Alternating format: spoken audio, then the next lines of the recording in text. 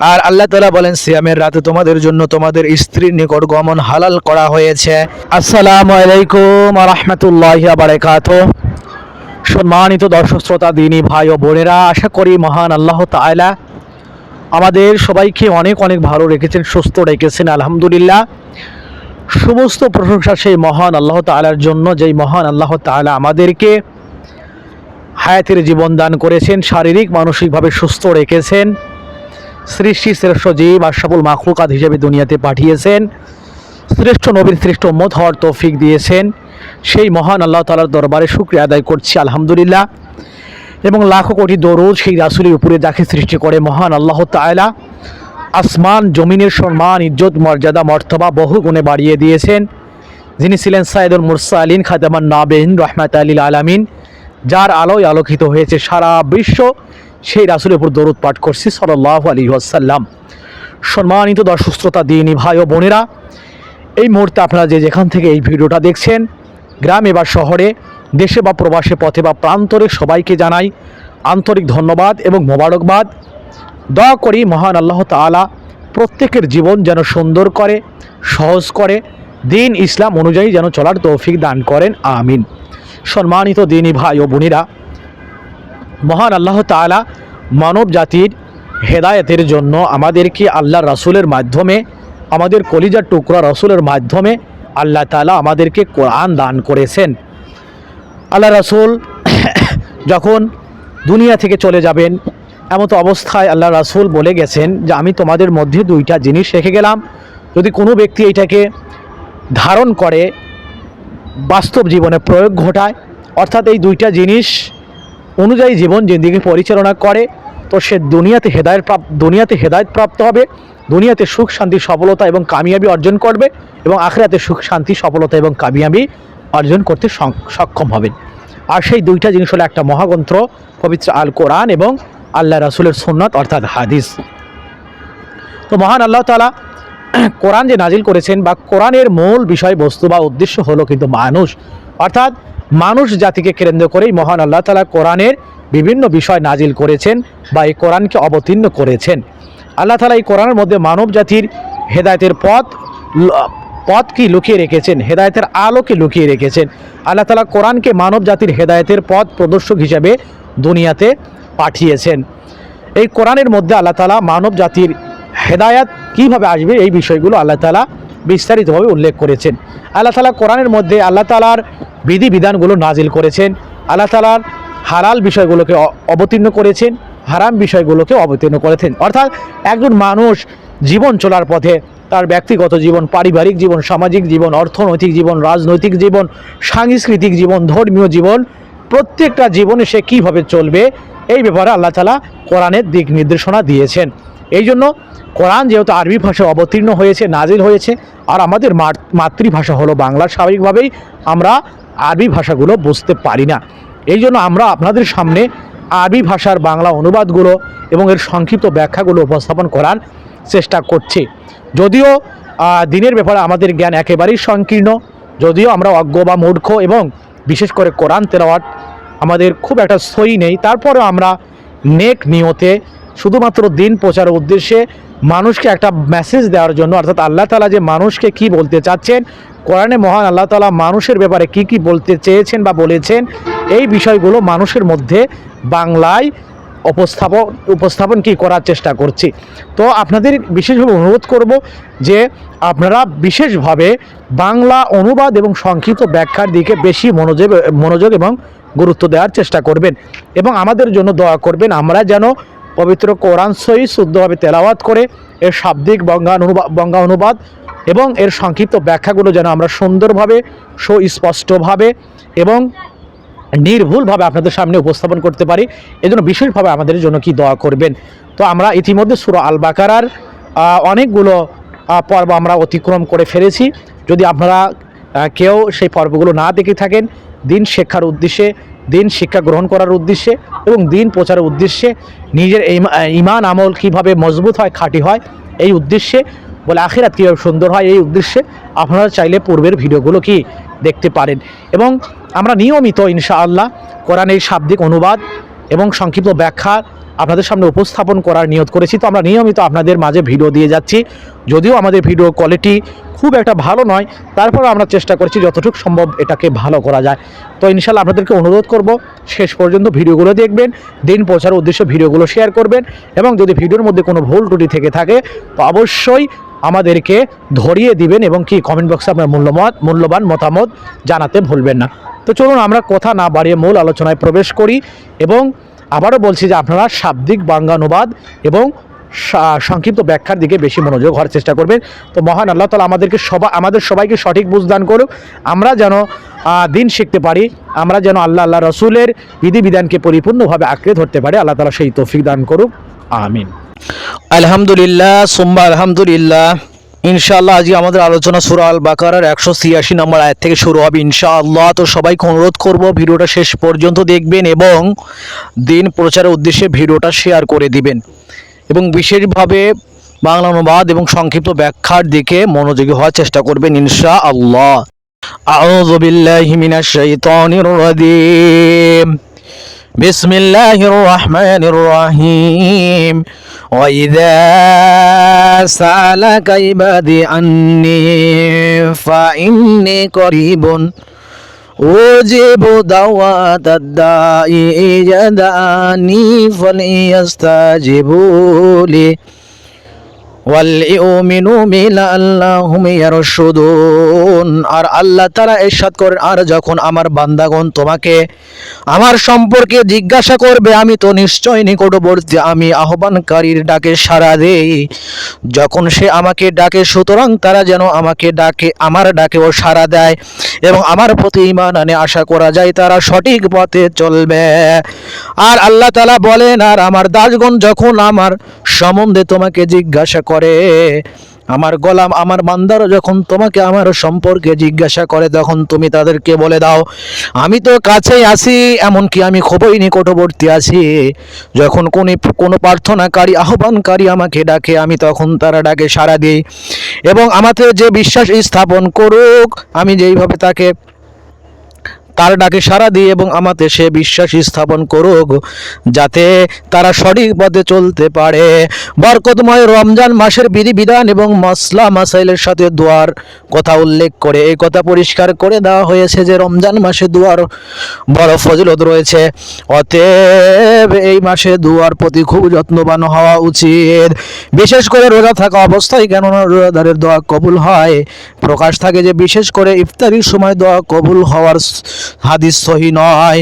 সম্পাদক অবশ্য দোয়া কবুল হওয়ার জন্য অত্যাবশ্যক হলো সেই সব আদবসমূহ এবং শর্তাবলীর খেয়াল রাখা যা কোরআন এবং হাদিসে বর্ণিত হয়েছে।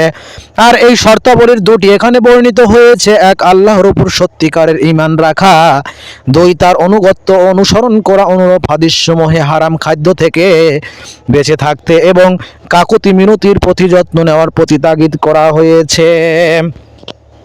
আল্লাহ তাআলা সূরা আল বাকারার 187 নম্বর আয়াতে ইরশাদ করেন, ওহিল্লা লাকুম লাইলাতাস সিয়ামির রাফাসু ইলা নিসাইকুম হুন্না লিবাসুল লাকুম ওয়া আনতুম লিবাসুল লাহুন্না আলিমা আল্লাহু আন্নাকুম কুনতুম তাখতানুনা আনফুসাকুম ফাতাবা আলাইকুম ওয়া আফানুকুম ফালআনা বাসিরুহুন্না ওয়াবতাগু মা কাতাবাল্লাহু লাকুম ওয়া কুলু ওয়াশরাবু হাত্তা ইয়াতাবায়্যানা লাকুমুল খায়তুল أبيض من الخيط الأسود من الفجر ثم أتموا الصيام إلى الليل ولا تباشروهن وأنتم عاكفون في المساجد تلك حدود الله فلا تقربوها كذلك يبين الله آياته للناس لعلهم يتقون। আর আল্লাহ তাআলা বলেন, সিয়ামের রাতে তোমাদের জন্য তোমাদের স্ত্রীর নিকট গমন হালাল করা হয়েছে, তারা তোমাদের জন্য পরিচ্ছদ এবং তোমরা তাদের জন্য পরিচ্ছদ। আল্লাহ জেনেছেন যে তোমরা নিজেদের সাথে খেয়ানত করেছিলে, অতঃপর তিনি তোমাদের তওবা কবুল করেছেন এবং তোমাদেরকে ক্ষমা করেছেন। অতএব এখন তোমরা তাদের সাথে মিলিত হও এবং আল্লাহ তোমাদের জন্য যা লিখে দিয়েছেন তা অনুসন্ধান করো, আর আহার করো, পান করো যতক্ষণ না ফজরের সাদা রেখা কালো রেখা থেকে স্পষ্ট হয়, অতঃপর রাত পর্যন্ত সিয়াম পূর্ণ করো। আর তোমরা মসজিদে ইতিকাফরত অবস্থায় স্ত্রীদের সাথে মিলিত হইও না, এটা আল্লাহর সীমারেখা, সুতরাং তোমরা তার নিকটবর্তী হইও না। এভাবেই আল্লাহ তার আয়াতসমূহ মানুষের জন্য স্পষ্ট করেন যাতে তারা তাকওয়া অবলম্বন করে। অর্থাৎ রোজার রাতে তোমাদের জন্য স্ত্রী সঙ্গম বৈধ করা হয়েছে, স্ত্রী সহবাস বৈধ করা হয়েছে, তারা তোমাদের পোশাক এবং তোমরা তাদের জন্য পোশাক স্বরূপ। আল্লাহ জানতেন যে তোমরা প্রতারণা করেছ, তাই তো তিনি তোমাদের প্রতি সদয় হয়েছেন এবং তোমাদের অপরাধ ক্ষমা করেছেন। অতএব এখন তোমরা তোমাদের পত্নীদের সঙ্গে সহবাস করতে পারো এবং আল্লাহ তোমাদের জন্য যা সন্তান লিখে রেখেছেন তা কামনা করো। আর তোমরা পানাহার করো যতক্ষণ না সুতা অর্থাৎ রাতের কালো রেখা হতে উষার সাদা সুতা অর্থাৎ সাদা রেখা সুস্পষ্ট রূপে তোমাদের নিকট প্রতিভাত না হয়। অতঃপর রাত্রি পর্যন্ত রোজা পূর্ণ করো। আর তোমরা মসজিদে ইতিকাফরত অবস্থায় স্ত্রী সহবাস করো না, এগুলি আল্লাহর সীমারেখা, সুতরাং এর ধারের পাশে যেও না। এইভাবে আল্লাহ মানুষের জন্য তার নিদর্শনাবলী সুস্পষ্টভাবে ব্যক্ত করেন যাতে তারা সাবধান হয়ে চলতে পারে। ইসলামের প্রাথমিক পর্যায়ে একটি নির্দেশ এরকম ছিল যে রোজার ইফতারি করার পর থেকে এশার নামাজ অথবা ঘুমিয়ে পড়া পর্যন্ত পানাহার এবং স্ত্রী সহবাস করার অনুমতি ছিল। ঘুমিয়ে গেলে এগুলোর কোনোটাই করা যেত না। পরিষ্কার কথা যে মুসলিমদের জন্য এই বাধ্যবাধকতা বড়ই কঠিন ছিল এবং এর উপর আমলও বড় কষ্টকর ছিল। মহান আল্লাহ উক্ত আয়াতে এই দুটি নিষেধাজ্ঞায় উঠিয়ে নিয়ে ইফতারি থেকে ফজর উদয় হওয়া পূর্ব মুহূর্ত পর্যন্ত পানাহার এবং স্ত্রীর সাথে যৌন ক্ষুধা নিবারণের অনুমতি দান করলেন। এর অর্থ স্ত্রীর সাথে সহবাস করা সাদা সুতা বা ভোরের সাদা রেখা, এর অর্থ সুবহ সাদেক, এবং কালো সাদা বা রেখা এর অর্থ হলো রাত। ইবনে কাসির মাসালা এ থেকে কথা প্রতীয়মান হয় যে অপবিত্র অবস্থায় রোজা রাখা যায়, কেননা ফজর পর্যন্ত মহান আল্লাহ সহবাস ইত্যাদি অনুমতি দিয়েছেন এবং সহিহ বুখারী এবং সহিহ মুসলিমে বর্ণিত হাদিস দ্বারা এর সমর্থন হয়। ইবনে কাসির আর দুই অর্থাৎ রাত শুরু হওয়ার সাথে সাথে সূর্য অস্তর পরপরই ইফতারি করে নাও, দেরি করো না। হাদিস ও রোজা তাড়াতাড়ি ইফতারি করার তাগিদ ও ফজিলতের কথা এসেছে। আর দ্বিতীয় নির্দেশ হলো বিশাল একটানা রোজা করো না, অর্থাৎ একদিন রোজা রেখে ইফতারি না করে এবং সেহরি না খেয়ে পরের দিনও রোজা রেখো না। নবী করিম সাল্লাল্লাহু আলাইহি সাল্লাম এই রোজা রাখতে কঠোরভাবে নিষেধ করেছেন। আর ইতিকাফ অবস্থায় স্ত্রী সঙ্গম ও তার সাথে কোনো প্রকার যৌনাচার করার অনুমতি নেই। দেখা সাক্ষাৎ ও কথাবার্তা জায়েজ। এ থেকে সাব্যস্ত করা হয়েছে যে ইতিকাফের জন্য মসজিদে অবস্থান জরুরি, তাতে সে পুরুষ হোক অথবা মহিলা। নবী করিম সাল্লাল্লাহু আলাইহি সাল্লামের পবিত্রা স্ত্রীগণ মসজিদে ইতিকাফ করতেন, কাজেই মহিলাদের নিজেদের ঘরে ইতিকাফ বসা ঠিক নয়। অবশ্য মসজিদে তাদের জন্য পুরুষ থেকে পৃথকভাবে প্রত্যেক জিনিসের ব্যবস্থা থাকা জরুরি, যাতে পুরুষদের সাথে কোনো প্রকারের মেলামেশা না ঘটে। যতক্ষণ পর্যন্ত মসজিদে মহিলাদের জন্য পুরুষদের থেকে পৃথকভাবে উপযুক্ত এবং সুরক্ষিত ব্যবস্থা না করা যাবে, ততক্ষণ পর্যন্ত তাদেরকে মসজিদে ইতিকাফ বসতে না দেওয়াই উচিত হবে এবং মহিলাদের উচিত তারা যেন এ ব্যাপারে জেদ না করে। এটা কেবল একটি নফল ইবাদত, তাই সম্পূর্ণ রূপে হেফাজতের ব্যবস্থা না থাকলে এই নফল ইবাদত ত্যাগ করাই ভালো। ফিকহের মূল নীতি হলো কল্যাণ আনয়নের উপর অকল্যাণ নিবারণকে প্রাধান্য দিতে হবে। তো এই আয়াতের মধ্যে কিন্তু মহান আল্লাহ তাআলা পবিত্র মাহে রমজানের রোজার বিস্তারিত রোজার বিভিন্ন দিক নির্দেশনা দিয়েছেন। বিশেষ করে রোজা সারাদিন রোজা রাখার পরে ইফতার করার পরে, ইফতার থেকে শুরু করে সুবে সাদেক পর্যন্ত এই সময়টাই মানুষ যদি চায় তার নিজের স্ত্রীর সাথে মেলামেশা করতে পারবেন এবং এটাতে কোনো অন্যায় নেই। এই বিষয়টা কিন্তু আল্লাহ তাআলা স্পষ্টভাবে জানিয়ে দিলেন। আর এই আয়াত নাজিল করে মহান আল্লাহ তাআলা উম্মতি মুহাম্মাদীকে আরো বেশি ইহসান করেছেন, বেশি মহব্বত করেছেন, বেশি ভালোবাসার আত্মপ্রকাশ ঘটিয়েছেন। এই জন্য আমাদের প্রত্যেকেরই উচিত উম্মতি মুহাম্মদ হিসেবে আল্লাহ তাআলার দরবারে বেশি থেকে বেশি শুকরিয়া আদায় করা। তো মহান আল্লাহ তাআলা আমাদের সবাইকে সঠিক বুঝদান করুক, আমরা যেন আল্লাহ তাআলার হুকুম এবং রাসূলের সুন্নাত অনুযায়ী জীবন জিন্দেগি পরিচালনা করতে পারি। আল্লাহ তাআলা সেই তৌফিক দান করুক, আমিন। ওয়ালা তাকুলু আমওয়ালাকুম বাইনাকুম বিল বাতিনি ওয়া তুদলু বিহা ইলাল হুত্তামি লিতাকুলু ফারিকাম মিন আমওয়ালিন নাসি বিল ইসমি ওয়া আনতুম তা'লামুন। আর আল্লাহ তাআলা বলেন, আর তোমরা নিজেদের মধ্যে তোমাদের সম্পদ অন্যায়ভাবে খেও না এবং তা বিচারকদেরকে ঘুষ হিসাবে প্রদান করো না, যাতে মানুষের সম্পদের কোনো অংশ পাপের মাধ্যমে জেনে বুঝে খেয়ে ফেলতে পারো।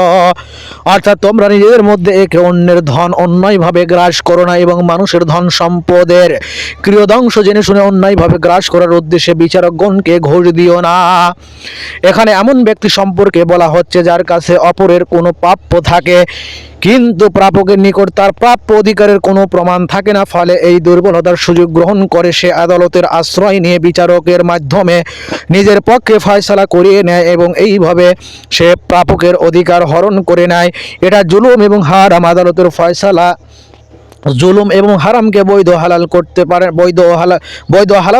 পারে না। এই অত্যাচারী আল্লাহর নিকট অপরাধী বিবেচিত হবে। তো এই আয়াতের মধ্যে কিন্তু মহান আল্লাহ তাআলা মানুষকে স্পষ্টভাবে জানিয়ে দিয়েছেন যে অন্যায়ভাবে মানুষের সম্পদ, মানুষের টাকা পয়সা, মানুষের ইত্যাদি ইত্যাদি গ্রাস করা যাবে না। এটা করলে কিন্তু অপরাধী হিসেবে সাব্যস্ত হবে এবং এটা কিন্তু ইসলামের দৃষ্টিতে অবশ্যই অবশ্যই হারাম হবে। এমনকি এখানে স্পষ্টভাবে জানিয়ে দেওয়া হয়েছে যে তোমরা বিচারককে ঘুষ প্রদান করে নিজেদের দিকে রায় নিও না, নিজেদের পক্ষে রায় নিও না, আর এটা কিন্তু হারাম কার্য হিসেবে সাব্যস্ত হবে।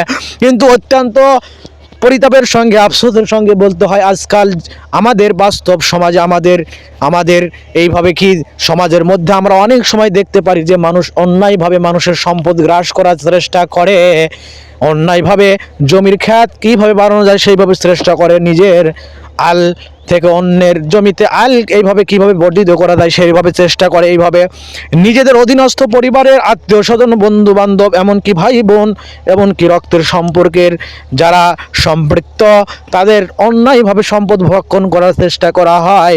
এই বিষয়গুলো কোরআন হাদিস দ্বারা হারাম প্রমাণিত। এই জন্য আমাদের প্রত্যেকের উচিত এই সকল খারাপ কাজ থেকে, পাপের কাজ থেকে বিরত থাকতে হবে। মহান আল্লাহ তাআলা আমাদের সবাইকে সঠিক বুঝদান করুক, আমিন। আল্লাহ তাআলা সূরা আল বাকারার 189 নম্বরে ইরশাদ করেন, ইয়াসআলুনাকা আনিল আহিল্লাতি কুল হিয়া মাওয়াকিদু লিন্নাসি ওয়াল হাজ্জি ওয়া লাইসাল বিররু বিআন তাতুল বুয়ুতা মিন জুহুরিহা ওয়ালাকিন্নাল বিররা মান ইত্তাকা ওয়াতুল বুয়ুতা মিন আবওয়াবিহা ওয়াত্তাকুল্লাহা লাআল্লাকুম তুফলিহুন। আর তোমাকে নতুন চাঁদ সময় সম্পর্কে প্রশ্ন করে, বলো তা মানুষের এবং হজের জন্য সময় নির্ধারক। আর ভালো কাজ এটা নয় যে তোমরা পিছন দিক দিয়ে গৃহে প্রবেশ করবে, কিন্তু ভালো কাজ হলো যে তাকওয়া অবলম্বন করে আর তোমরা গৃহসমূহের তার দরজা দিয়ে প্রবেশ করো এবং আল্লাহকে ভয় করো যাতে তোমরা সফল হও। লোকে তোমাকে নতুন চাঁদ সম্পর্কে জিজ্ঞাসা করে কেন তা বাড়ে এবং কমে, বড় তা লোকদের কাজ কারবারের এবং হজের জন্য সময় নির্দেশক। পিছন দিক দিয়ে ঘরে প্রবেশ করা পুণ্যের কাজ নয়, কিন্তু পুণ্যের কাজ হলো সংযম অবলম্বন করে চলা। অতএব তোমরা দরজাসমূহ দিয়েই ঘরে প্রবেশ করো এবং আল্লাহকে ভয় করো, তবেই তোমরা পরিত্রাণ পাবে। আনসার এবং অন্যান্য আরবরা জাহেলি যুগে হজের ইহরাম বেঁধে নেওয়ার পর যদি পুনরায় কোনো বিশেষ প্রয়োজনে তাদের বাড়িতে আসার দরকার হতো, তাহলে তারা বাড়ির দরজা দিয়ে আসার পরিবর্তে পিছন দিক দিয়ে দেওয়াল টপকে ভিতরে আসতো এবং এটাকে তারা নেকি বা পুণ্যের কাজ মনে করত। মহান আল্লাহ বললেন এটা নেকি বা পুণ্যের কাজ নয়। আর আল্লাহ তাআলা 190 নম্বর আয়াতে ইরশাদ করেন, وقاتلوا في سبيل الله الذين يقاتلونكم ولا تعتدوا إن الله لا يحب المعتدين। আর আল্লাহ তাআলা বলেন, আর তোমরা আল্লাহর রাস্তায় তাদের বিরুদ্ধে লড়াই করো যারা তোমাদের বিরুদ্ধে লড়াই করে, এবং সীমা লঙ্ঘন করো না। নিশ্চয় আল্লাহ সীমা লঙ্ঘনকারীদের পছন্দ করেন না। আর তোমাদের বিরুদ্ধে যারা তোমাদের বিরুদ্ধে যুদ্ধ করে, তোমরাও আল্লাহর পথে তাদের বিরুদ্ধে যুদ্ধ করো, তবে বাড়াবাড়ি অর্থাৎ সীমা লঙ্ঘন করো না। নিশ্চয় আল্লাহ বাড়াবাড়িদেরকে পছন্দ করেন না, অর্থাৎ বাড়াবাড়িকে পছন্দ করেন না। এই আয়াতে প্রথমবার সেই লোকদের বিরুদ্ধে যুদ্ধ করার অনুমতি দেওয়া হয়েছে যারা মুসলিমদের বিরুদ্ধে যুদ্ধের জন্য প্রস্তুত ছিল। আর বাড়াবাড়ি করো না এর অর্থ হলো শত্রুর আঙ্গিক বিকৃতি ঘটায়ও না। মহিলা, শিশু এবং এমন বৃদ্ধকে হত্যা করো না যে যুদ্ধে কোনো প্রকার অংশগ্রহণ করেনি। অনুরূপ গাছপালা বা ফসল আদি জ্বালিয়ে দেওয়া এবং কোনো অভীষ্ট লাভ ছাড়াই পশু হত্যা করা ইত্যাদিও বাড়াবাড়ি বলে গণ্য হবে, যা থেকে বিরত থাকতে হবে। ইবনে কাসির এই আয়াতের মধ্যে মহান আল্লাহ তাআলা জিহাদের ব্যাপারে এইভাবে আয়াত অবতীর্ণ করেছেন, অর্থাৎ আল্লাহ রাসূলের যুগে যারা অন্যায়ভাবে মুসলমানদের বিরুদ্ধে যুদ্ধ ঘোষণা করত, অন্যায়ভাবে কতল করত, তাদের ব্যাপারে আল্লাহ তাআলা জানিয়ে দিলেন যারা এইভাবে অন্যায়ভাবে মানুষকে হত্যা করবে, এইভাবে জিহাদ করবে, যুদ্ধ ঘটাতে চাইবে, তোমরাও তাদের সাথে আল্লাহ তাআলার সন্তুষ্টির জন্যই যুদ্ধ করো, তাদের বিরুদ্ধে লড়াই করো।